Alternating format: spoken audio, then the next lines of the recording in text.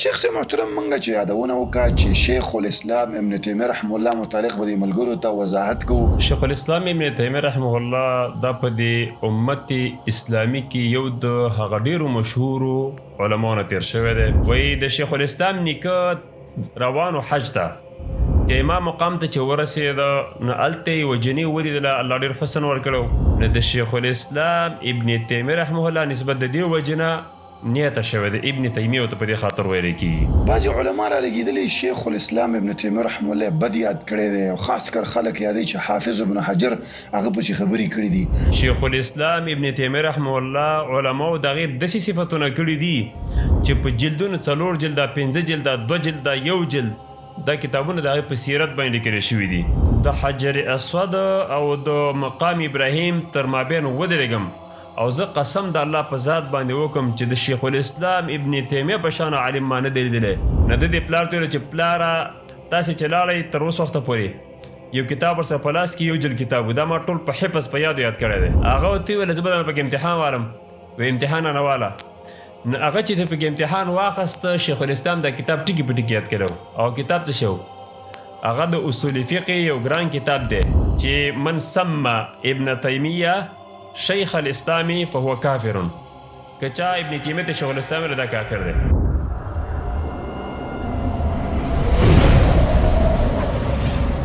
Don't forget to like, share and subscribe. Rana Studio Podcast. السلام علیکم ورحمت الله وبرکاته. محترم ورونو، یو ځل بیا زموږ پودکاسټ الحمدلله د دغې سټوډیو نه دین خپریږي، هغه دین چې قال الله وقال الرسول. محترم ورونو، صفا دین هغه ملګري چې په کورونو کې ناست دي.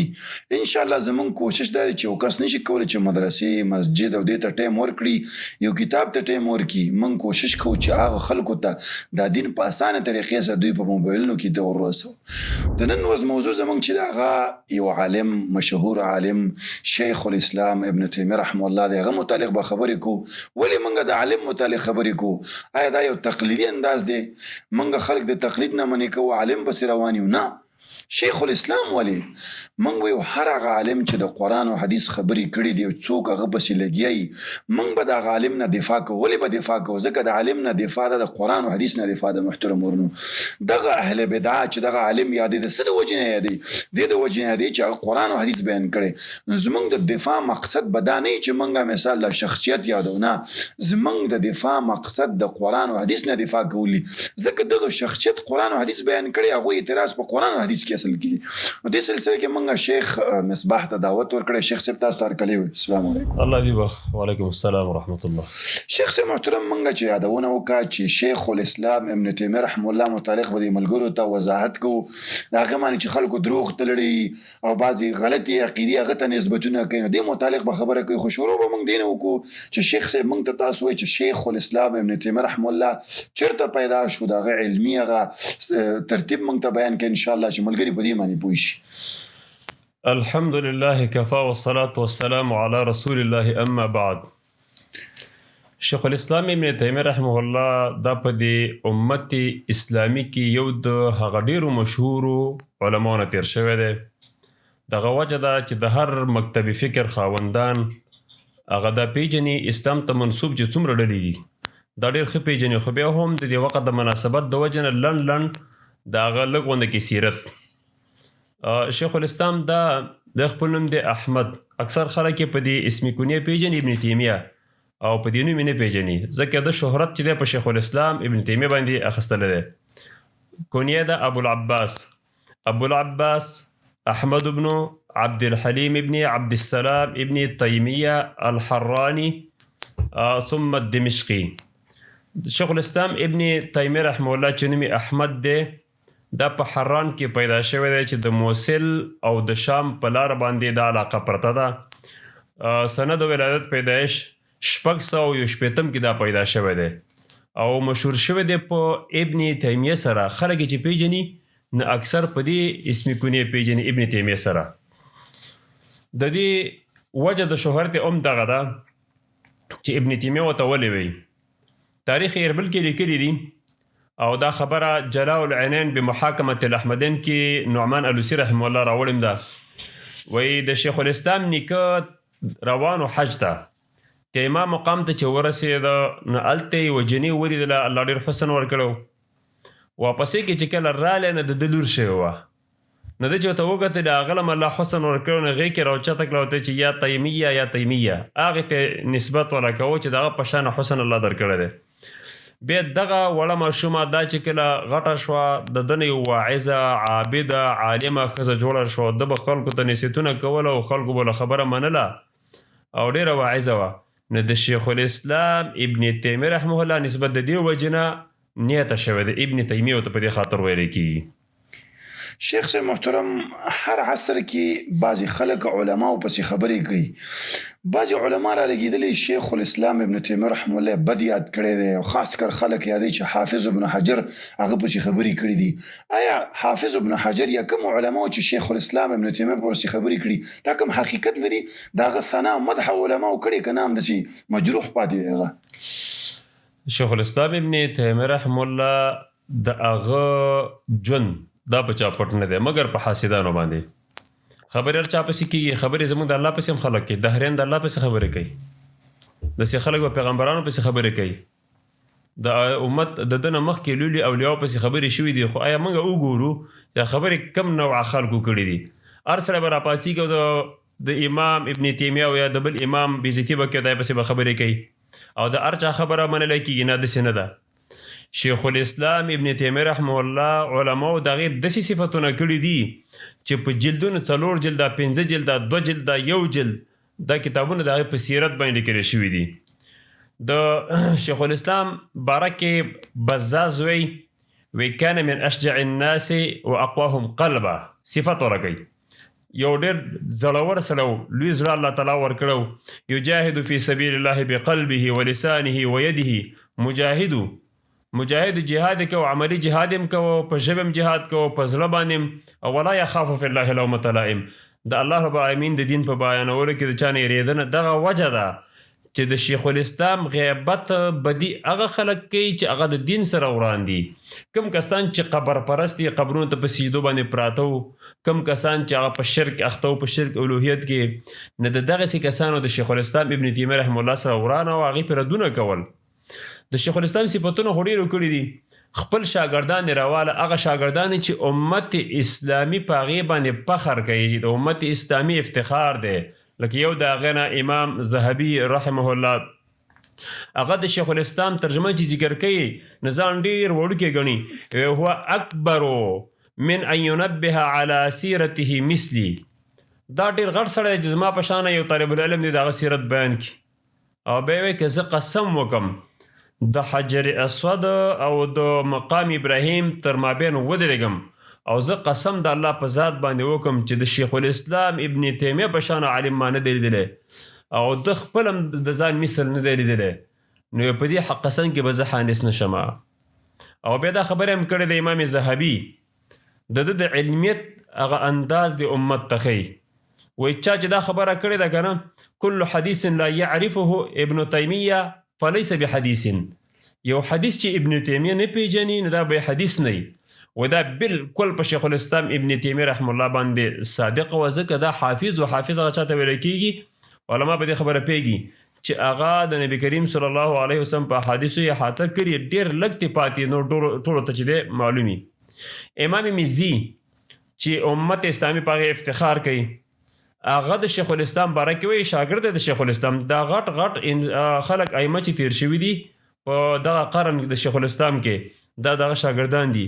وایي ما رأیت مثله ولا رأى هو مثله ولا رأى هو مثل نفسه. وایي ما د شیخ الاسلام مثل نه دی لیدلی، شیخ الاسلام د خپل ځان په شان سړی هم نه دی لیدلی، دونه لوی علم الله تعالی ورکړی ولا. او بیا دا خبره کوي وما رأیت احدا اعلم بکتاب الله وسنة رسوله ولا اتبع لهما منه. ما داسې کس نه دی لیدلی چې د الله په کتاب د محمد رسول الله صلی الله علیه وسلم په سنت باندې ښه پوهېږي او د دې ښه تابعداري د ابن تیمیې نه بل شخصیت داسې زما په نظر نه دی راغلی. د دې نه علاوه نور هم خلکو له ډېر صفتونه کړي دي. کله چې ابن دقیق العید لاړ د شیخ الاسلام ابن تیمیه رحمه الله سره مخامخ شو، دا خپله حال وایي، ولما اجتمعت بابن تیمیه رأیت رجلا كل العلوم بین عینیه. چې د ابن تیمیه خواله لاړم، داسې سړی مې ولیده چې دا ټول علوم چې راجمع کې مخې ته پراته و، اخذ ما یرید ویدع ما یرید، چې کومه خبره خوښه وه هغه رالي، کومه خوښه وه پرېږدي. یعنې د علم دا باره کې داسې لکه محسوس شوی شی مخې ته پراته. دونه علم الله تعالی ورکړی و، الله وله ډېره ښه حافظه ورکړې وه. د دې د حافظې باره کې یو واقعه، یوه ورځ د شیخ الاسلام پلار ابن تیمیه ته یې ویله احمد ته وی احمده بچیه ورونه دې چکر ته ځي او راځه ته هم ورسره چکر ته لاړ شه. نو ده ورته عذر پیش کړی، زه نشم تللی او زما عذر دی، خو دی ته پاتې شو. مازدیګر چې کله بېرته پلار رالی سره د بچو نه چکر ته، ځکه د عربانو عادت و کله کله به چکر و صحراونو ته به تلل. وی بچې ته موږ سره نه وي ورونه یې تا پسې خفه و. نو ده دې پلار ته ویل چې پلاره تاسې چې لاړئ تر اوس وخته پورې یو کتاب ورسره په لاس کې یو جل کتاب و، دا ما ټول په حفظ په یاد کړی دی. هغه ورته وویل زه به درنه پکې امتحان والم. وی امتحان نه واله. نو هغه چې دی پکې امتحان واخیسته، شیخ الاسلام دا کتاب ټکي په ټکي یاد کړی و. او کتاب څه شی و؟ هغه د اصول فقه یو ګران کتاب دی، جنة الناظر و جنة المناظر. دا د اصول فقه یو لوی کتاب دی او ګران کتاب، دا ټول هغه یاد کړی و. بیا ورته ویل بچیه پام کوه دا خبره چاته مه کوه، ځکه انسان کیدای شي ته چاته خبره وکړي نظره به شي، حسد به سره شروع کړي. الله دونه حافظه ورکړې وه، نو ځکه دا علوم مخکې داسې مصور وو چې کم ترې رالې او کم پرېږدې، دونه حافظه الله ورکړې وه.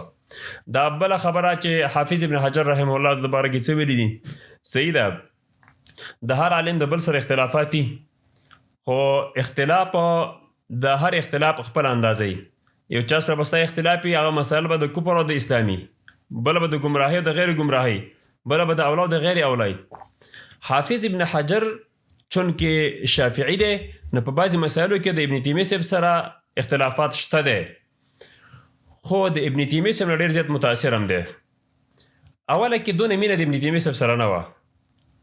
یو کس راپورته شه هغه کتاب ولیکه په شیخ الاسلام ابن تیمیه رحمه الله باندې، او دا یې ویله یو متعصب و. په خپله حافظ ابن حجر وایي چې یو متعصب ملا راپاڅېده حنفي عالم و او په ابن تیمیه کتاب ولیکه، عنوان یې ده چې من سمى ابن تیمیه شیخ الاسلام فهو کافر. که چا ابن تیمیه ته شیخ الاسلام ویله دا کافر دی. وی دا ډېر متعصب انسان دا کتاب چې ولیکه. وی ابن ناصر الدین الدمشقي هغه دا کتاب وکړه، فورا یې د ابن تیمیه صاحب دفاع وکړه. دا د الله قانون دی چې الله رب العالمین د حق پرستو دفاع کوي، خلکو ته راپورته کوي ان الله يدافع عن الذين آمنوا. وی نو دا ابن ناصر الدین الدمشقي راولګېد کتاب ولیکه الرد الوافر على من زعم ان من سمى ابن تیمیه شیخ الاسلام فقد کفر. په همدغه کتاب یې رد ولیکه. کله چې دا کتاب زما لاس ته رالی، حافظ ابن حجر دا خبره کوي، وی دا کتاب چې زما لاس ته رالی نو ډېر زیات دا کتاب د ابن حجر صاحب خوښ. نو بیا په دې کتاب مطالعې نه بعد یو تقریض ولیکه په دې باندې. اوس چې دا کومې نسخې چاپ شوي دي د الرد الوافر، دا په دې PDF کې مشته دی، علما باید دا ډاونلوډ کړي ځان له ویې ګوري. په آخر کې د ابن حجر صاحب تقریض دی، ډېر اوږد تقریض یې کړی دی او د شیخ الاسلام مدح یې کړی دی او صفتونه یې کړي دي. هغې کې یو ناشنا خبره د شیخ الاسلام ابن تیمیه رحمه الله باره کې دا کوي، وی وشهرة امامة الشیخ تقی الدین اشهر من الشمس. د شیخ الاسلام شهرت د لمر نه ښکاره دی. او وتلقیبه بشیخ الاسلام فی عصره باق الى الان. دله چې لقب خلکو ورکړو علماء او مسلمانانو په شیخ الاسلام سره، د هغې د زمانې تر اوسه هغه باقي دی. علی الالسن الزکیه، داسې دار چا په خوله نه د ذکاوت والا علما، هغه ورته شیخ الاسلام وایي. ویستمر غدا کما کان بالامس. وی دا د شیخ الاسلام لقب به همداسې رواني لکه څنګه چې پرون خلکو د شیخ الاسلام ویله، یعنې په تېره شوې زمانه کې، په آینده زمانه کې به هم دا شیخ الاسلام یادېږي، مسلمانان به ورته شیخ الاسلام وایي. او ولا ينکر ذلك الا من جهل مقداره او تجنب الانصاف. وی د شیخ الاسلام د دې لقب نه انکار نه کوي مګر هغه څوک چې هغه شیخ الاسلام نه پیژني. جهل مقداره، شیخ الاسلام اندازه قدر نه پیژني. یا یو انسان متعصب انسان دی، د انصاف نه لرې انسان دی. فانه شیخ الاسلام بلا ریب. هغه دا بېشکه بېشکه شیخ الاسلام دی، ډېر صفتونه وله کړي دي. که اوس خبره کوم اوږدېږي او دا له څه کې د هغې نه وروسته یو شخص ملا علی قاري رحمه الله حنفي عالم دی، ښه کلک حنفي دی، په اصول او فروعو کې حنفي دی، خو لیکن په فروعو کې بیا د امام ابو حنیفه رحمه الله پسې صحیح روان دی، او په اصولو کې بیا دا ماتوریدي دی، خو ماتوریدي ځان ته احناف وایي. د شیخ الاسلام ابن تیمیه رحم الله او دغه د شاګرد ابن قیم باره کې وایي چې دا من اولیاء هذه الامه دا عبارت نن سبا ډېر مشهور دی. تاسې ډېر اورېدلی مرقات کې دا خبره کړې ده چې که چا د ده کتابونه وکتل بیا خاص کر مدارج السالکین هلته پته ولګي چې شیخ الاسلام ابن تیمیه رحمه الله دا او د ده شاګرد دا دواړه کانا من اولیاء هذه الامه، دا د امت اولیاء دي او چا چې ورپسې خبرې جوړې کړي دي نو هغه دروغ تړلي دي. د شیخ الاسلام صفتونه باندې ډېر کتابونه نور هم لیکلی شوي دي. دا داسې ورک سړی نه دی. الله سبحانه وتعالی ډېر مقبولیت ورکړی دی. پکار دا ده چې د دې زمانې دا علما او طلاب د دې غټو اشخاصو دا تاریخونه لږ لږ وګوري، سیرت ور وګوري. شیخ صاحب په دې معنی یو اعتراض دا کیږي چې شیخ الاسلام ابن تیمیه رحمه الله د تشبیه عقیده درلودله. دا پودکاسټ زمونږ عوام ملګري هم ګوري که لنډ هغوی ته د تشبیه عقیدې وضاحت وشي آیا د شیخ الاسلام دا عقیده وه که نه وه؟ دا ډېره ښکلې پوښتنه ده چې وشوه، ځکه ډېر خلک هغه د یو شي تحقیق نه کوي او خورولې کوي. دی مثال به زه ذکر کوم، یو سړی منډې وارې چا ورته ویل ولې منډې وې؟ وایي سپي رانه غوږ وړی دی. خلک راته وایي چې سپي ځنه غوږ وړی دی. نو چا ورته وایي چې دا غوږ دی لږ وګوره، غوږ دی د سر پورې نښتی دی. نو چې کله غوږ وکته نو هغه ډېرې منډې وارې بېچاره خجالته شه. زمونږ د پښتنو وروڼو دغه مثال دی، منډې ووو او خپل غوږ له لاس نه ورلو، تحقیق نه کوو، بې تحقیقه خبره خورو. اول عقیده د تشبیه پیژندل پکار دي. تشبیه څه ته وایي؟ تشبیه په کومه اندازه به موږ پیژنو؟ زمونږ دین واضحه دی. سلف موږ ته ټولې خبرې واضحه کړي دي. امام اسحاق ابن راهویه رحمه الله دا یو لوی عالم تیر شوی دی. هغه وایي تشبیه د الله په صفتونو کې څه شی ده. شیخ الاسلام د چې مشبه وایي که نه څوک دا د څه وجې نه وي هغه وروسته وضاحت کومه، خو هغه دې وجې چې د الله صفتونه مني که نه. نو امام اسحاق ابن راهویه رحمه الله هغه وایي تشبیه دا د اذا قال ید کید او مثل ید او سمع کسمع او مثل سمع، چې د الله صفت راوړی داسې چې د الله داسې لاس دی لکه دا زما لاس یا زما د لاس په شانه، یا داسې وي د الله داسې اورېدلي لکه زما اورېدل یا د فلاني اورېدل د هغې په شانه، دې ته تشبیه وایي. دغه رنګې امام احمد ابن حنبل رحمه الله نه تپوس وشو د تشبیه باره کې. وایي مشبه چاته ویلی کېږي؟ مشبه نه هغه ویله چې څوک داسې بصور کبصري و ید کیدي، د الله داسې بصور دی لکه زما، داسې لاس دی لکه زما، قدم یې داسې دی لکه زما. وایي چا چې دا عقیده وساتله دې ته مشبه ویلی کېږي.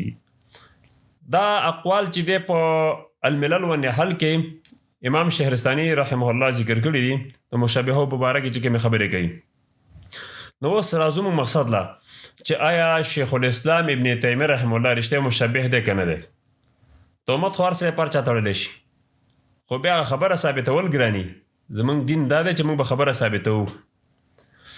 شیخ الاسلام ابن تیمیه رحمه الله ابدا مشبه نه دی، بلکې د عقیدې د تشبیه نه ډېر بری او ډېر بیزاره دی. نو ولې پې دا الزام لګي چې مشبه دی؟ د دې وجه دا ده چې د اهل بدعو د جهمیو عقیده دا خبره زه نه بلکې دا خبره اسحاق ابن راهویه رحمه الله کړې ده. وی علامة الجهمیه د جهمیو علامه دا ده چې دی اهل سنت والجماعت دا مسما کوي په مشبهه سره او په خپله چې دی معطلۍ د الله صفتونه نفي کوي. دا خبره یوازې زه نه کوم، هغه دا ډېر مخلوق د سلفو کړې ده. نو د جهمیو د معطلو هر هغه څوک چې د الله سبحانه وتعالی صفات نفي کوي دا قانون دا دی چې مثبت د صفاتو د الله تعالی چې څوک د الله تعالی صفتونه ثابتوي دې ته نوم د مشبه ورکوي. ولې؟ وی د الله چې ته صفت منې، مثلا د الله رب العالمین علم منې، نو ته چې د الله علم منې، علم خو مخلوق هم لري، نو ګوره الله تعالی مشابه کې د مخلوق سره. د الله لاس منې، تبارک الذي بيده الملک، نیت خو چې دی انسان هم لري، الله دې مشابه کې د مخلوق سره، داسې په ټولو صفاتو کې راواله. نو دا خبره د دې غلطه ده. څوک چې د الله سبحانه وتعالی صفات مني نو دا ورسره وایي څنګه چې د الله تعالی د شان سره مناسبي اقا شان صفت ولا موږ منو. الله موږ ته خبر راکړی د خپل صفت باره کې چې دا صفت لرم، په دې ایمان راوړه. خدای کیفیت یې موږ ته نه دی بیان کړی، مثال یې نه دی بیان کړی، بلکې دی ویلي لیس کمثله شیء. نو شیخ الاسلام ابن تیمیه رحمه الله دا مشبه نه دی بلکې دا مثبت دی د الله تعالی د صفاتو هغه صفات چې هغه قرآن او سنت کې راغلي. تشبیه عقیده خو د یهودو نه نقل ده، اصل کې د یهودو نه نقل او د امت د روافضو په ذریعه باندې هغه راغلي ده، بلکې سلفو د تشبیه رد کړی دی او صفات د الله تعالی ثابت کړي دي.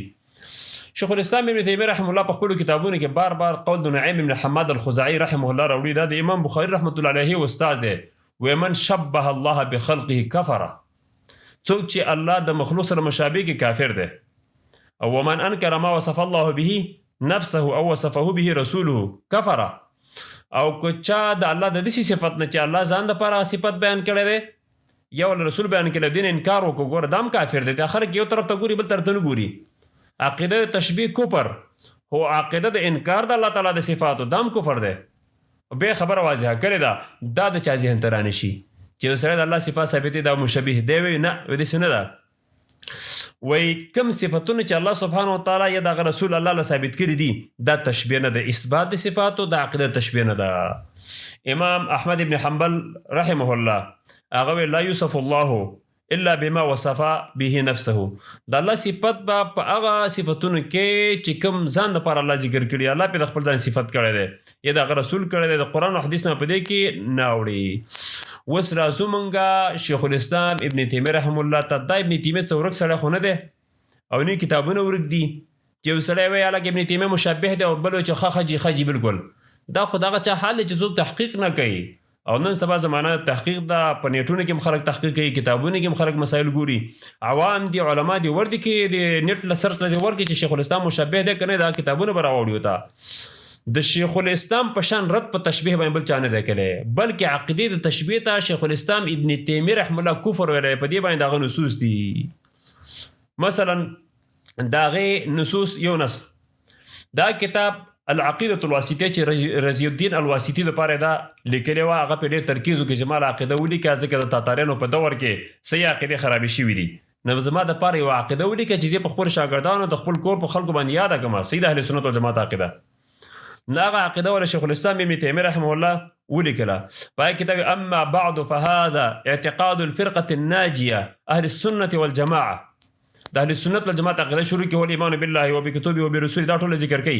به والایمان بما وصف به نفسه من غیر تحریف في كتابه وبما وصف به رسوله من غیر تحریف ولا تعطیل ومن غیر تکییف ولا تمثیل. شیخ الاسلام وی د اهل السنت والجماعت عقیده دا چې الله د ځان لپاره کوم صفتونه ثابت کړي دي یا رسول الله ثابت کړي دا به مني. څنګه به مني؟ تحریف به پکې نه کوي چې خپله معنا ولا پرېږدي بله معنا ولا دی. تعطیل به نه کوي، د الله نه به نفي کوي نه، الله به د صفاتو نه خالي کوي نه. تکیب بنه کې بیان د کیفیت بنه کې چې د الله صفت په دې کیفیت دی په دې کیفیت دی دا بنه کې، ځکه الله موږ ته د تکیف علم نه دی راکړی. او ولا تمثیل بغیر د تمثیل به منی، مثال بوله نه پیش کې. او عجیبه نکته په دې کې دا شیخ صاحب دا شیخ الاسلام ابن تیمیه رحمه الله چې دا کتاب ولیکه په دې باندې یوه مناظره شوې وه، بدعتیان راجمع شو و غلطه عقیده یې لیکلې ده. نو د مصر امیر ته چې دی خلیفه جواب ولیږه چې دا سړی حاضر کا او د ټولو علما او مذهبونو علما راجمع کړي، دې سره بحث وکړي. بیا مناظرة الواسطیه په فتاوا کې شته دی دریم جلد کې، د هغه ورسره بیا بحث وکړو. نو شیخ الاسلام چې دا کتاب ویله که نه وایي راځئ زه به دا خپل کتاب په خپله ووایم کوم چې لیکلی شوی دی. نو دې ځای ته چې راوڅه من غیر تمثیلین وایي دلته مې نه پېده تمثیل کلي ده. هغې وجه دا ده چې تمثیل هم نه پېده تشبیه هم نه پېده، خو په دې تمثیل په نفي باندې قرآن راغلی لیس کمثله شیء. شیخ الاسلام دونه محتاط دی د الله د صفاتو په باره کې چې خبرې کوي، هغه الفاظ را نقل کوي چې کوم په نس کې راغلي دي. نو شیخ الاسلام ډېر احتیاط کړی دی. دغه رنګې بل شیخ الاسلام د کفر تصریح کړی دی په هغه چا باندې چې څوک د تشبیه قایل دي. شیخ الاسلام ابن تیمیه رحمه الله وایي هغه دا کتاب فتاوا 11 جلد ده خبره به کړی ده. فمن قال ان علم الله كعلمي، څوک چې داسې وي چې د الله علم زما د علم په شانه دی، قدرت زما د قدرت په شانه، نور صفات ولا ذکر کړي دي. و استواءه که استوائي د الله استوا په عرش باندې سره کوي چې اوچت یم. که څوک داسې عقیده لري یا د نزول و نزول که نزولي دی هو ضال دا ګمراه دی، خبیث پلید دی، مبطل باطل پرست دی، بل کافر بلکې دقه عقیدې خاوند کافر دی. څوک چې د الله نومونه صفتونه د مخلوق سره مشابه کوي وایي دا کافر دی. شیخ الاسلام ته د کفر نسبت کې کفر فتوی پې لګولې ده. فتاوا کې 14 جلد کې دا خبره هم کړې ده وهو منزه ان يكون نزوله كنزول المخلوقين. الله د دې نه پاک دی چې د الله نزول د مخلوق په شان شي. نو شیخ الاسلام ابن تیمیه رحمه الله صرف مثبت دی د صفاتو د الله تعالی. شیخ الاسلام هیڅ کله د تشبیه عقیده نه لرله. زه به تاسو ته په دې کې یو ساده خبر وکم. دا کم علما یا دا کم خلک چې په شیخ الاسلام ابن تیمیه رحمه الله باندې د تشبیه الزام لګوي، موږ تاسو خو مونږ نه وایي که نه، تاسې علم د بلاغت ویلی دی، بیان هم ویلی دی، په دې کې د تشبیه بحث چې راځي نو په دې تشبیه کې لابدي د ارکانو د تشبیه نه. ګوره تشبیه 4 ارکان لري: مشبه به، وجه د شبه، عدد د تشبیه. دا چې را جمع شي نه اله بیا تشبیه ثابتېږي، دا نه بیا نه ثابتېږي. نو اوس راشئ د شیخ الاسلام په کلام کې تاسې د الله د صفاتو باره کې عدد د تشبیه راته راوښوئ، مشبه به راته راوښوئ، مشبه راته راوښوئ، بیان د وجه د شبه راوښوئ. نو چې د شیخ الاسلام په کلام کې دا 4 واړه ارکان یو هم نشته، نو څنګه مشبه شو؟ د دې مثال یو سړی دی، هغه نه قیام وکړه، نه رکوع وکړه، نه سجده وکړه، نه قاعده وکړه، د لمانځه یو رکن یې ونه کړه، او ته څه وایې دا مونځګزار دی، دا مونځګزار. دا خبره به غلطه که دا به رښتیا وي؟ دا به غلطه وي. هغه علما چې په شیخ الاسلام باندې الزام لګوي د تشبیه، دی د تکړه شي او په ټولو کتابونو د شیخ الاسلام کې د ارکان د تشبیه پیدا کړي د صفاتو د الله تعالی باره کې چې استعمال کړي، موږ به هم ورسره ومنو. او نشته، ابدا نشته. بلکې شیخ الاسلام ابن تیمیه رحمه الله دې ته د کفر نسبت کوي چې دا عقیده د کفر ده، دا د یهودو نه د روافضو په ذریعه باندې رانقل شوې ده. دا نصوص خو د شیخ الاسلام ابن تیمیه رحمه الله ډېر دي پکار دا ده چې د شیخ الاسلام کتابونه وګتلی شي، د هغې نه بعد بیا د شیخ الاسلام په شخصیت کې خبرې وشي. داسې نه چې پلاني ویلي دی، پلاني ویلي دی، پلاني ویلي دی. چا ویلي دي؟ چا چې خبرې کړي دي د شیخ الاسلام په نسبت باندې، هغه کالعدم خلک دي، کالعدم. هغې ته بیرته د وخت د زمانې خلک راپورته شوي دي او علما ته جواب ورکوي چې پام کوه غلط شوې، اسلام مه بدنامه، دا د اسلام نښې دي، دا د اسلام معجزې دي. دا خلک نصوص د شیخ الاسلام ابن تیمیه رحمه الله په باب د نفي د تشبیه کې ډېر زیات دي، ډېر زیاته. که څوک یې راجمع کړي نو غر کتابونه په دې باندې لیکلی کېږي. د شیخ الاسلام ابن تیمیه رحمه الله د الله نومونه صفتونه هغه شان ثابتوي لکه څنګه چې احمد ابن حنبل ثابتول، امام ابو حنیفه صاحب ثابتو، امام مالک صاحب ثابتو، نور ائمو ثابتول، دقه شان شیخ الاسلام ثابت کړي دي.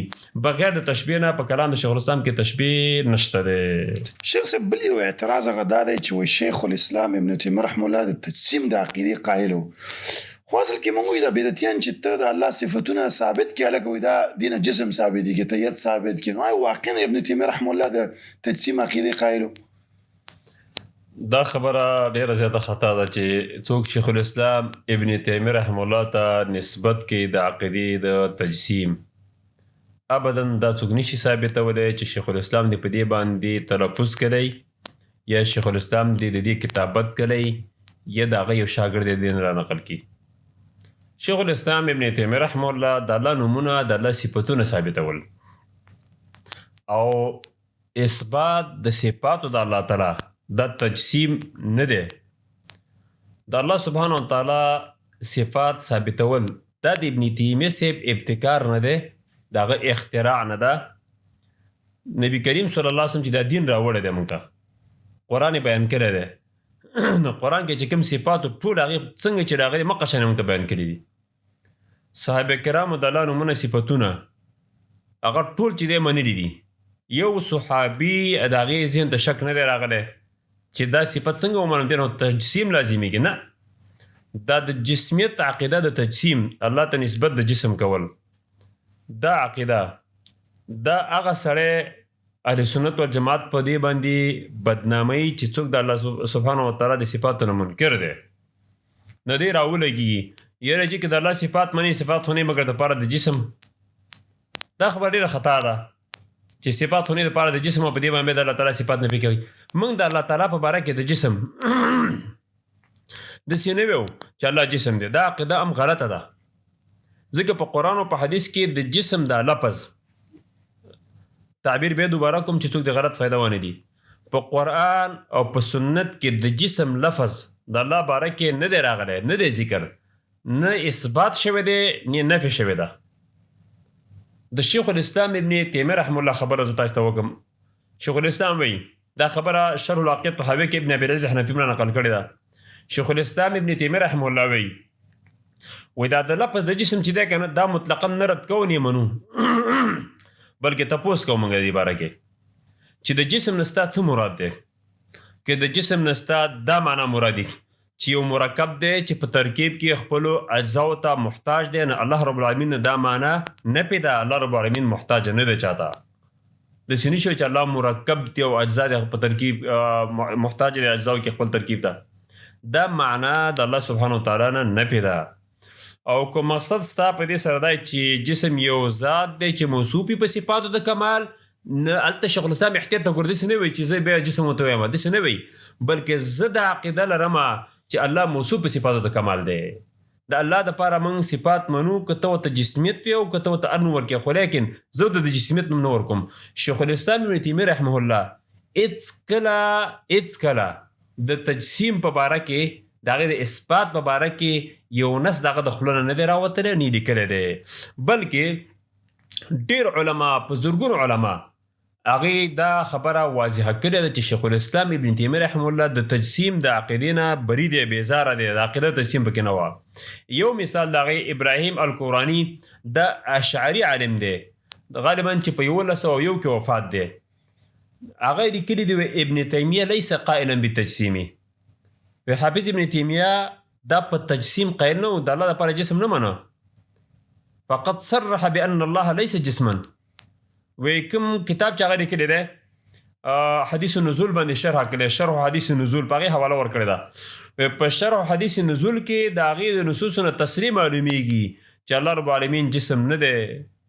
او دارنګې دا خبره هم کړې ده په بله رساله کې چې ابن تیمیه څه وایي چې من قال ان الله تعالی مثل بدن الانسان، که څوک دا عقیده لري چې د الله تعالی داسې دی لکه د انسان بدن، او ان الله تعالی یماثل شیء من المخلوقات، الله تعالی د مخلوق په شان دی، داسې عقیده چې څوک لري فهو مفتر علی الله تعالی، ده په الله دروغ وتړل، په الله یې دروغ وتړل، دا دروغجن دی، تقول علی الله یې وکړو. نو شیخ الاسلام ابن تیمیه رحمه الله ابدا دا د تجسیم عقیده د نه ده لرلې، د صرف د الله سبحانه وتعالی صفات، ید، قدم، رجل، ساق، وجهه، هغه صفات چې په قرآن کې راغلي دي، په حدیثو کې راغلي دی، ثابت کړي دي. نو د دې وجه نه منکرین د صفاتو ته نوم دي د تجسیم چې دا مجسم دی، مجسم نه ابدا نه. شیخ صاحب دا عقیده چې اثبات د صفات د الله سبحانه وتعالی دا خو امام صاحب ابو حنیفه هم ثابته کړې چې وله ید و وجود الله لپاره ید شوی وجه شته. نو آیا امام صاحب ته به نسبت د تجسیم ولې نه کوي دا ظالمان؟ دا خبره دروغه وکړه. ما مخکې اجمالا دا خبره وکړه چې عقیده د اثبات د صفات یوازې د ابن تیمیه صاحب ابتکار نه دی چې دا وکړو. د صحابو ټولو صحابو د قرآن نصوص منلي دي. د نبی کریم صلی الله علیه وسلم څونه احادیث چې دي چې هغې کې د الله صفات راغلي دي، هېڅ چا ذهن ته عقیده د تشبیه او تجسیم نه ده راغلي چې رد کړې ده. نبی کریم صلی الله علیه وسلم ینزل ربنا تبارک وتعالی، هېڅ صحابي دا تپوس نه دی کړی چې کیف ینزلو، او دا څنګه موږ ومنو؟ نزول خو د اجسادو صفه دي. دا خبره صحابو نه ده کړې، ځکه د هغې ایمان د رسول صلی په خبرو په وحي باندې ایمان و، د هغې عقیدې د هغې نظري صفا وې، نه ځکه شکوک ورته نه راتله. دغه رنګې د هغې وروسته تابعینو، تبع تابعینو، امام ابو حنیفه رحمة الله علیه څونه ښایسته صریح قول دی، وله ید، فقه الابسط، فقه الاکبر دواړو کې نقل دی، وله ید و وجه، الله لاس لري، الله مخ لري، کما ذکره الله تعالی، لکه څنګه چې دا هر واحد الله تعالی ذکر کړی په خپل کتاب کې. او ولا یقال ان یده قدرته او نعمته، داسې به نه وی تاویل به نه کې چې ید په معنا د قدرت. دا اوسني چې ځان ته څوک احناف وی او دا په عقیده کې حنفیان نه دي، ماتوریدي دي او اشاعره دي، څه اشعري پسې روان دي، څه د ماتوریدي پسې. دې ټول وګوره تبارک الذي بیده الملک، دلته د ید معنا په قدرت سره کوي. امام ابو حنیفه رحمة الله علیه د دې خلکو په باره کې څه وی؟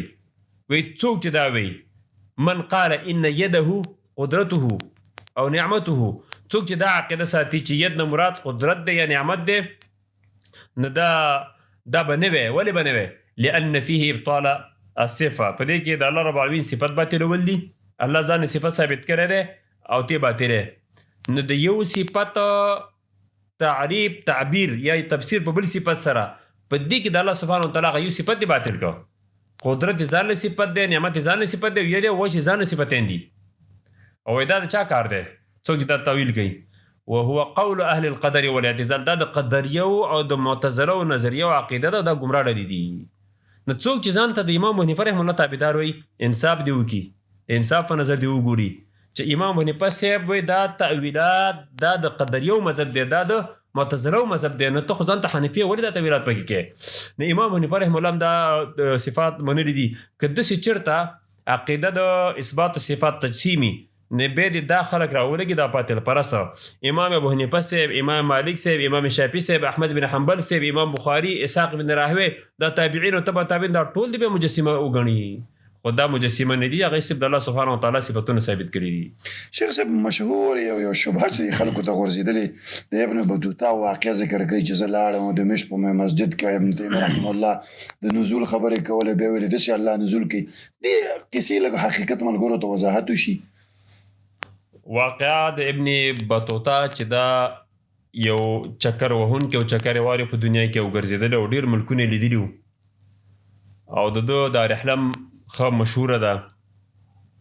خو البته اول دا خبره پکار ده چې کتاب د ابن بطوطه الرحله دا ډېر معتمد نه دی، ځکه دا تقریبا د دې رحلې نه ډېر وروسته 13 یا 15 کاله وروسته لیکلی شوی دی.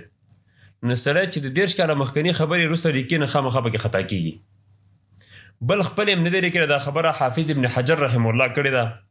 حافظ ابن حجر رحمه الله دا مخکې چې ما کومه حواله تکړه په الرد الوافر باندې چې کوم تقریض لیکلی دی هغې کې دا خبره کړې ده چې اصل کې دا کتاب لیکلی ابن جزی دی، دی شاګرد دی ابن بطوطه او هغه متهم بالکذب او متهم په وضع سره د ځانه به خبرې جوړولې.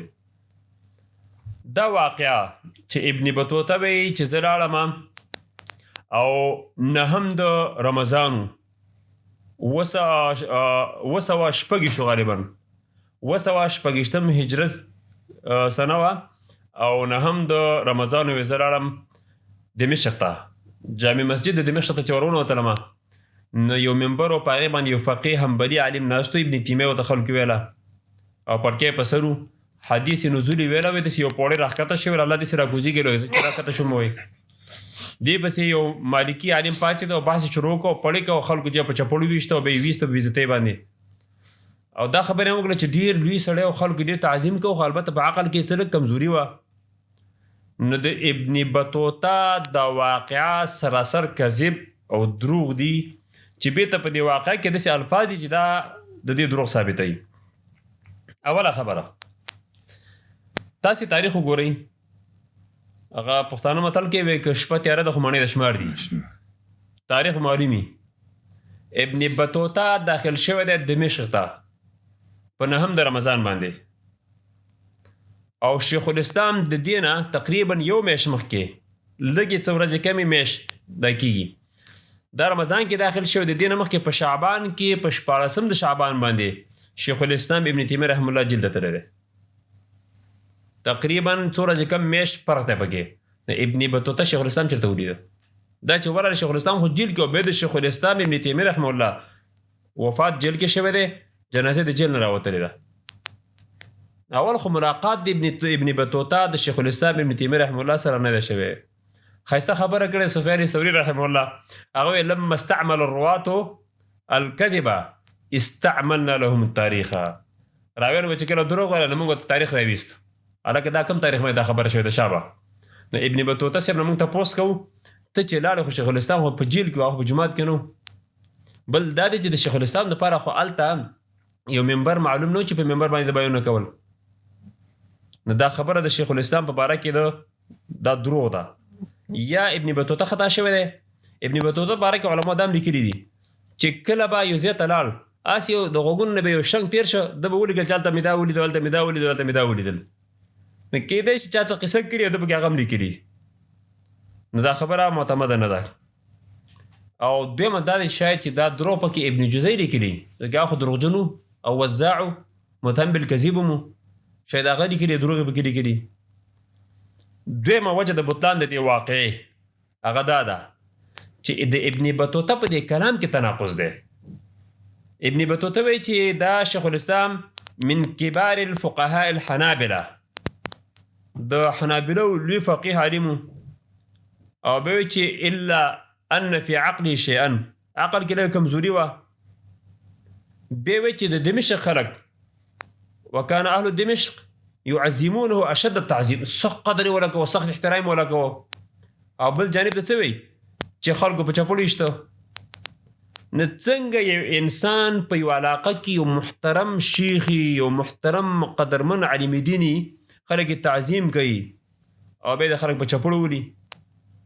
او بل دا دی چې دا د حنابلو لوی عالم و، نو قمقل سره دونه لوی مرتبې ته رسېږي نه رسېږي. نه د ده په دې خپل کلام کې چې دی ضد دی، دا خبره خطا ده. درېیم وجه دا ده شیخ الاسلام چې دی ډېر د کمال والا انسان الله تعالی پیدا کړی و، الله ډېر کمال ته رسولی و. او دا قانون دی چې څوک کمال ته ورسېږي هغه سره خلک حسد هم کوي. د شیخ الاسلام سره حاسدین هم ډېر وو، دغه وجه او مناظرې هم ډېرې کړي دي. نو په مناظره کې به چا ورسره مقابله نه شو کولی، نه اکثر به دا مناظرې چې چا کولې دا درباري مولیان به دربار ته بتلل، نو په باچاهانو باندې به دا حق پرسته نیول. لنډه دا چې شیخ الاسلام یې جیل ته کړ. یو جیل خو نه دی که ډېر وخت جیلونه تېر کړي دي. نو که چېرته شیخ الاسلام ابن تیمیه رحمه الله نه دا خبره نقل وی، نو دا واقعه به ډېرو خلکو نقل کړی، بلکې دا واقعه په تواتر سره نقل وی، لکه څنګه چې د شیخ الاسلام د سیرت په تواتر سره نقل دی. دا کتابونه څومره ډېر نقل دي. د امت اسلامي د افتخار علما، د افتخار مؤرخین شماري حافظ ذهبي، حافظ ابن کثیر، حافظ مزي، ابن عبدالهادي، او داسې پسې شماره چې د امت اسلامي افتخار دی، مؤرخین دی، محدثین دی، حفاظ الحدیث دی، چې دا راوالي د ابن تیمیه شاګردان دي، دغه تاریخ را نقل کوي. هیڅ چا دا واقع ته اشاره هم نه ده کړې. ښځه که شاګردانو نه نقل کولی، نه حاسدانو به نقل کړی وی. داسې واقع خو حاسدان نه پټوي که نه، چې د کفر په توپې لګوي، نو خو د کفر دا خبره بس وکړه داسې د عقیده تشبیه لرله که نه. نو شیخ الاسلام دا خبره نه ده کړې او نه دا واقع راغلې ده. دا په شیخ الاسلام ابن تیمیه رحمه الله باندې دروغ تړلی شوي دي. بله وجه د دې هغه دا ده چې د شیخ الاسلام عقیده او دا واقع سره ټکراو دي. چې شیخ الاسلام دا وایي چې الله تعالی داسې راکوزېږي لکه زه راکوشومه، دقه عقیدې ته خو شیخ الاسلام ابن تیمیه رحمه الله کفر وایي، بلکې دا څوک چې په تشبیه باندې قایل دی دا کافر دی. شیخ الاسلام په اثبات د صفاتو کې مذهب د اهل السنه والجماعه، اهل الحدیث، الفرقه الناجیه په هغې باندې روان دی. دین اخوا دې خوا نه ستنېږي، لکه څنګه چې مخکې موږ قول د واسطین ویو او د نورو کتابونو نه، بلکې تصریح کړې ده په تکفیر د هغه چا چې څوک د الله سبحانه وتعالی په صفاتو کې د تشبیه عقیده لري. او دا چې فمن قال، چا چې دا خبر ورکړي چې علم د الله زما د علم په شان دی، قدرت د زما د قدرت په شان دی، اخره کې څه وایي؟ یدسي او نزوله کنزولي، چې د الله نزول زما د نزول په شان دی. څوک چې دا عقیده ساتي او نور اتیان د اتیان زما په اتیان په شان دی، فهذا قد شبه الله بخلقه، دغه الله د مخلوق سره مشابه کو. تعالى الله عما يقولون، دا خلق چې د الله په باره کې تشبیه عقیده ساتي، الله دې نه اوچت دی. وهو ضال خبيث مبطل بل کافر، څوک چې داسې وایي چې الله دې سره راکوشي لکه زه، شیخ الاسلام عقیده دا ده دا کافر دی، خبیث دی، پلید دی، مبطل باطل پرست دی، گمراه دی. نو نه سخته خبره خو بل چا نه ده کړې که شیخ الاسلام چې کړې ده.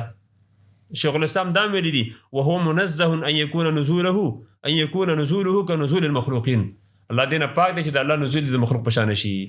شیخ الاسلام مکمل د عقیدې تشبیه نه بالکل بری دی، صرف د الله سبحانه وتعالی داسې صفتونه ثابتې لکه امام ابو حنیفه رحمه الله چې ثابت کړي دي، د الله استوا، د الله ید، د الله وجه، د الله نور صفت. شیخ الاسلام په هغه ترتیب باندې مني لکه څنګه چې امام ابو حنیفه رحمة الله علیه منلي دي. نو که چېرته دغه تشبیه وي نو بیا په شیخ الاسلام د الزام صحیح دی، که نه بیا نه دی. نور هم دې کې ډېرې وجې د دې واقع د بطلان چې ابن بطوطه دا واقع غلطه ده. پنځمه وجه اجمالا هغه دا ده چې د شیخ الاسلام ابن تیمیه رحمه الله همسنګ، امزولي، شاګردان او د هغې نه وروسته د علماو کتابونه وګورئ چې د شیخ الاسلام څنګه صفت یې کړی دی. امام ابن کثیر څنګه صفت کوي، امام ذهبي، امام مزي، دا شاګردان دي او دا هغه خلک چې مؤرخین دي د اسلام. دونه د اسلام تاریخ کتابونه دونه بل چا نه دي لیکلي لکه دې خلکو چې لیکلي دي. دی په کومه اندازه نازوي او څونه صفتونه ولا کوي. او سره دې نه ابن بطوطه را لګي هغه چې نه داسې کار یې وکړو. بالکل دا واقعا نه ده شی. او ابن بطوطه په دې رحله باندې چې چا هم تحقیق کړی هر چا پرې رد کړی دی. دغه ځای علما ګټه 4-5 نسخې مې راواړولې مختلفې چې دا واقع راځي هر چا په ابن بطوطه باندې دلته رد کړی دی. اگر که هغه د ابن تیمیه صاحب سره موافق په ډېرو مسلو کې نه وي، حتی اشاعره پرې رد کړی دی، ماتوریدي پرې رد کړی دی. د دې وجې نه کوم چې د ابن تیمیه صاحب مخالفین دي هغې په دې پوهېږي چې دا واقعه دروغ ده. نو دا واقعه داسې ډېره نیغه نیغه کوي نه. که دې کې معمولي غونده کې چې شنګ وی دی به دا واقعه موږ ته به ډېره مخې مخته کوله. نو دا واقعه دروغ ده. شیخ الاسلام ابن تیمیه رحمه الله د دمشق لوی عالمو د عقیدې د تجسیم د عقیدې د تشبیه نه بالکل بېزاره و. او په کار نه چې د شیخ الاسلام ابن تیمیه رحمه الله کتابونه موږ وګورو، د هغې نه بعد به د هغه په شخصیت کې خبرې وکړو. شیخ هسې ما دا ښکاري دروغ پکې وایي مسجد د حنبلیانو او ناس پکې شافیانو. هلکه نو حنبلیان دا ودو نو شیخ الاسلام د عقیده مخکې چاته نه و بیان کړی چې په اول ځل یې بیان کړه. عقیده کې دومره غټ عالم ابن بطوطه وایي او په اول ځل یې د عقیده بیان کړه. نو دا ټول دې نه معلومېږي چې دروغ کیسې دا وجه دا هم ده شیخ محترمه ابن بطوطه دا خبر پرسو لوی خبره ته وسو کوم کنه بنیادی خبره دا چې کله راځي په هر علاقه کې پلاني ځای کې مزارو او خلکو بچي پای کرامتونه بچي حاصلېدل او خلکو په استشفاء او دا قصې د مالګې او دا خوردې وي. د ابن بطوطه دا خبر پرسو قبوریه. او ته فکر وکړه د شیخ الاسلام چې څومره مقابلین دي په اوس زمانه کې چې په شیخ الاسلام باندې څوک ردونه کوي. زه د چا نوم نه علم خو تاسې د دې اوسنۍ زمانې هغه خلک چې په شیخ الاسلام ابن تیمیه رحمه الله باندې ردونه کوي دا ټول قبوري دي. قبر ته په سجده پراته دي، قبر ته په رکوع ناست دي، قبر ته ناست په مراقبه باندې. دا قبوري دي. پخوا زمانه کې هم دقه قبوري قبر پرست چې د قبر بندګي کوله د شیخ الاسلام ابن تیمیه رحمه الله سره دښمني کوله لکه سبکي او دا ابن بطوطه او بس امثال نور.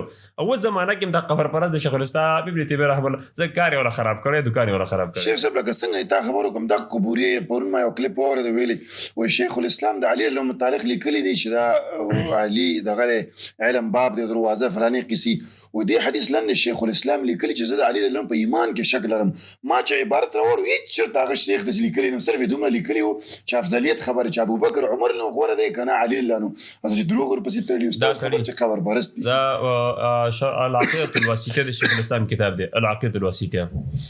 په دې کې چې په دې اخره حصه کې وګوري نو شیخ الاسلام ابن تیمیه رحمه الله د ټولو صحابهونو ډېره زیاته دفاع کړې ده او په ډېر تفصیل سره د اهل سنت والجماعت اقوال پای کې را نقل کړي دي. به محمد خلیل حراس رحمه الله هغه د شیخ الاسلام باره کې وایي که د انصاف په نظر څوک دا ځای وګوري هغه ته پته ولګېږي چې دا د صحابو څونه مینه ورسره زړه کې صحابو ته څونه ګرانو او نو بیا پته ورته ولګېږي چې کوم دا باطل پرست خلک د باره کې غلطې خبرې کوي چې په صحابو یې هجوم کړی دا او دا. او زه به تا ته یو بله خبره وکړم دا د محمد خلیل حراس د ذکر نه رایاده شوه. دا محمد خلیل حراس رحمه الله دا د ابن تیمیه صاحب سخت مخالف و. ازهر نه چې کله فارغه شو نو استادانو ورته دا فلسفه کې د دکتوره کړې وه. استادانو ورته ویل چې راشه ته په ابن تیمیه باندې یو ښه کتاب ولیکه رد پې وکړه. صحیح ده وایي د ده د ابن تیمیه صاحب سره ډېره ورانه وه ځکه ده ته پته وه چې دا د فلاسفو دښمن دی. وایي ده د شیخ الاسلام ابن تیمیه رحمه الله کتابونه راجمع کړل چې راجمع کړل هغې ګتل حال یې نه ویله چاته. د مطالعې نه بعد اقرار وکړو وما فهمت الاسلام الا بعد دراسه هذه الكتب. ما اسلام ال زده کې صحیح اسلام چې دا کتابونه مې ولوستل. دا غینه بعد دا سلفی المنهج شو د کتاب ولیکو ابن تیمیه السلفی په نوم. بل کتاب ولیکو ابن تیمیه والصفات الالهی. او څه کتابونه ټول د ابن تیمیه صاحب په دفاع کې اوراله. د ابن تیمیه صاحب په کتاب العقیدة الواسطیه شرح ولیکله او د حافظ ابن قیم په ګران کتاب نونیه په هغې باندې شرح ولیکله. نو معلومیږي دا چې دا اوس هم څوک رد کوي په ابن تیمیه باندې ابن تیمیه نه دی ګټلی. که په صحیح معنا مطالعه وکړه شاید توبه وباسي او دقه شانه د ابن تیمیه سره ملاتړ وکړي لکه څنګه چې محمد خلیل حراس رحم الله حافظ ابن قیم په خپله زمانه کې کړی. الله سبحانه وتعالی توفیق ورکړي د خلکو ته. مسلمانان دي کلمه وایي قبلې ته مخ کوي علما دي خلک خبره اوري. الله دې توفیق ورکړي چې د شیخ الاسلام صحیح کتابونه وګوري. خپل کتابونه پردې خبرې پرېږدئ. د شیخ الاسلام خپل کتابونه وګورئ بیا وروسته د شیخ الاسلام ابن تیمیه رحمه الله په حق کې خبرې وکړئ. الله دې ورته هدایت وکړي. شیخ صاحب هسې لنډ که دی موشي چې شیخ الاسلام د کومو باطلو فرقو ردونه کړي دي چې هغه ملګرو ته واضح شي چې دا په هر فیلډ کې کومه باطله فرقه چې وه دې ورپسې کتاب یا دې ردې کړی دی. دا خو ډېر اوږد جواب دی، لنډ نه دی، خو لنډ به زه تاسو داسې وم که نه په امت اسلامي کې چې امت اسلامي مقابلې ته هرې باطلې فرقې خوله راوړې د شیخ الاسلام مخه نیولې ده.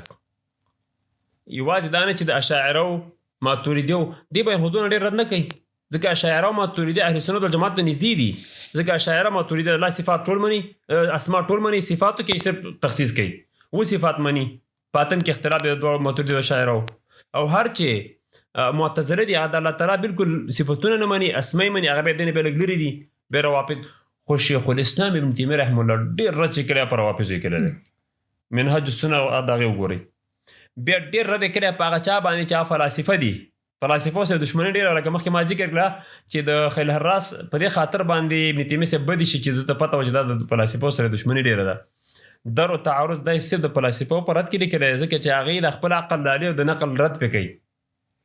دارنګې نقض التأسیس چې کوم د امام رازي د کتاب په رد کې لیکلی شوی دی، دې کې صرف او صرف د دې خلکو د فلسفې جواب یې کړی. او بل شیخ الاسلام الله داسې کمال ورکړی و چې یوه خبره په عقل هم ثابتوله او په نقل هم. لکه دا قانون دی چې صحیح عقل د صریح نقل دې نه مخالف نه وي، کله چې مخالفت پکې و یا به دا نقل وګوره سند به صحیح نه وي، ضعیف به وي، یا به نقل صحیح د عقل وګوره چا عقل دی باسې ځان ته عقلمند یا به قمقه دي. نو شیخ الاسلام ابن تیمیه رحمه الله په یهودو باندې کتاب لیکلی دی، په نصاراو باندې لیکلی دی، دغه رنګې صابیینو باندې لیکلی دی. کومه فرقه چې تاسو ګورئ، کومه فرقه چې د اسلام مخالف د ټولو ردونه یې کړي، داسې بل عالم نه موجودېږي په امت اسلامي کې چې هغه د اسلام داسې دفاع کوي لکه شیخ الاسلام ابن تیمیه رحمه الله. نو په عرب باطله ډله باندې رد کړی دی، او بیا خاص کر په دې قبوریه ډېر رد کړی دی، ځکه ورته غوسه دي. شیخ دا خلک به فکر کوي چې شیخ الاسلام به د 160 کالو دا کتابونه لیکلي، وفات یې څومره وخت کې وشو شیخ صاحب؟ شیخ الاسلام پیدا شوی دی په 661 کې شماره، او وفات شوی دی په 228 کې. 28 کاله هغه شو، یو کم 40 کاله ده وشماره دا څو شو؟ تقریبا څه کم اویا جوړېږي، دغه کلونه جوړېږي. نو دا تقریبا 40 50 شپږ کاله په 6 کاله کې شیخ الاسلام دونه لیکل کړي دي چې دغه لیکل د په زندګۍ را جمع شي. نو د هرې ورځې یو جلد کتاب دی، مجلدات جوړېږي، دونه خدمت بل چا نه ده کړې. جزاک الله خیر شیخ صاحب، ان شاء الله یو ورځ به بیا د دې موضوع باندې خبرې کوو. جزاک الله خیر شیخ، مهرباني بیا به راځو ان شاء الله. Don't forget to like, share and subscribe Rana Studio.